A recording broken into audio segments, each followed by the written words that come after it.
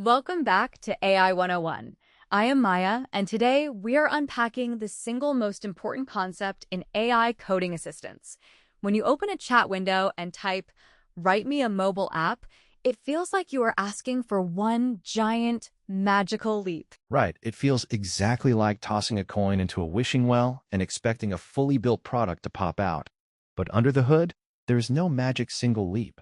As of 2026, and still evolving, what actually happens is a frantic, iterative cycle of tiny steps. This cycle is called the agentic loop. Exactly. In our first episode, we established that the large language model, the LLM, is just a brain in a jar. It has no memory, no hands, and no sense of time passing. The loop is the heartbeat that the harness, the body surrounding that brain, provides to get actual work done. That heartbeat is what turns a passive text generator into an active agent. Without the loop, an AI can only write a poem about your code. With the loop, it can write the code, run it, read the error message, and fix its own mistake. Today, we break down how one request becomes a dozen invisible steps. Quick, honest note before we dive in. This is an education series, not advice of any kind. We are just two curious people trying to make AI make sense. And AI moves fast, so everything here is how things work as of 2026, and it will keep changing. Treat it as a map, not gospel. The real learning happens when you go and try it yourself. Let us start by defining a new, foundational term, a lap.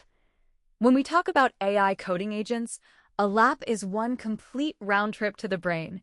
You might ask for one feature, but completing that feature might take 5, 10, or 20 distinct laps. Think of it like a track relay race, but with only two runners. The model does a tiny burst of thinking, passes the baton back to the harness to take a physical action, and then the harness passes the baton back for the next burst of thinking. Every time the model is consulted, that is one lap. And because the brain in a jar is stateless, every single lap is completely independent. The model does not keep running in the background while your code builds. It wakes up, looks at the state of the world, decides on one single action, and goes back to sleep. That is a crucial mental model for developers to adopt. A multi-step task is not a long, continuous train of thought. It is a sequence of discrete laps. The harness orchestrates these laps tirelessly until the goal is achieved, or until it hits a dead end. So what exactly happens during one of these laps? It always follows a strict 4-step rhythm. Step 1. The harness assembles the context. This includes the system prompt, a list of available tools, the memory of the conversation so far, and your new message. Step 2. The harness sends that massive package of text over to the model. The brain in the jar wakes up, reads the entire package from top to bottom, and processes what needs to be done based on everything it just read. Step 3. The model responds, but it can only respond in one of two ways. It either returns plain text, saying something like, "I am done, here is your answer," or it returns a specially formatted request to use a tool, like, "Please run this shell command." And step 4. If it requested a tool, the harness intercepts that request, runs the tool in the real world, takes the output, like the result of a terminal command, appends it to the transcript, and the loop starts all over again. Assemble, send, receive, execute. This specific pattern is often called the REACT framework, short for reasoning and acting. Whether you were looking at tools like Aider, OpenCode, Codex, or Hermes, this 4-step lap is the engine powering them all. There is a mind-bending reality here. Because of step 1, assembling the context, the model has to reread the entire history of the task on every single lap. It has to ingest the whole story from scratch every time it wakes up. Yes, continuity is a total illusion maintained by the harness. The model is essentially waking up with amnesia every few seconds.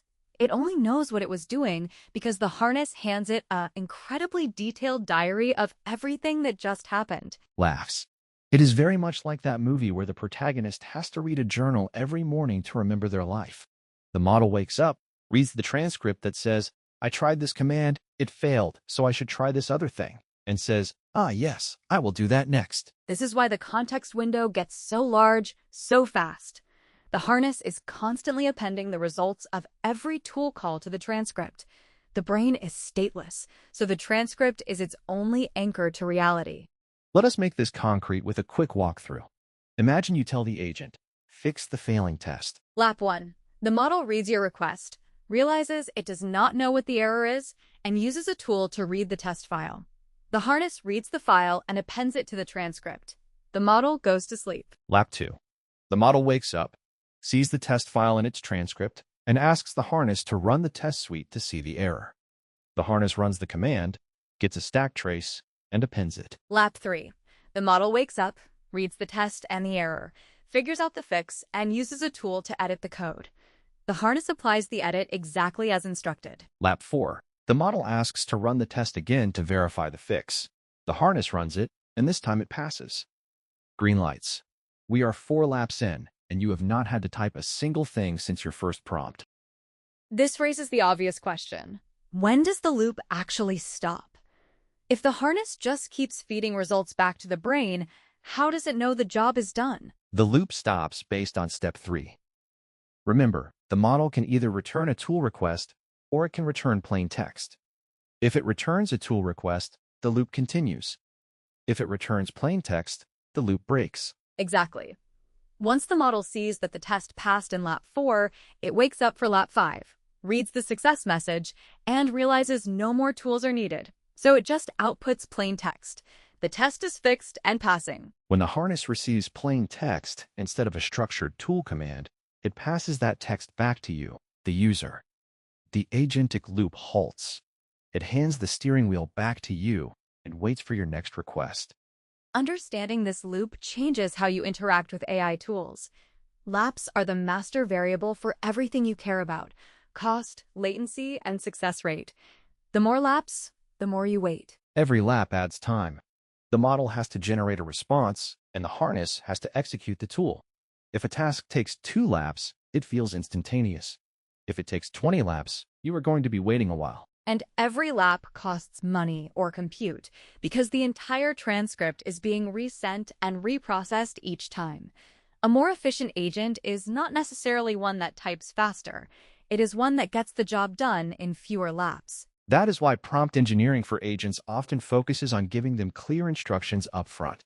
You are trying to prevent them from taking unnecessary laps to figure out what you want. Let us quickly recap. An agentic loop is the process of the harness feeding context to the stateless brain, getting a decision, executing a tool, and repeating. A single round trip is called a lap.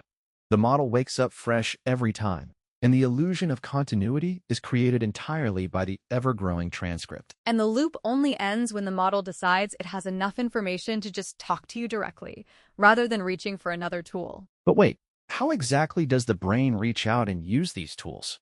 How does text turn into a real-world action? That is what we are covering in our next episode. Next time, we dive into the hands, tools, MCP, and skills. See you then. And that is a wrap for today. If this made AI feel a little clearer, do us a favor and subscribe. It genuinely helps more curious people find the show. We are learning and building with AI right alongside you, one episode at a time. So hit follow, and we will see you in the next one.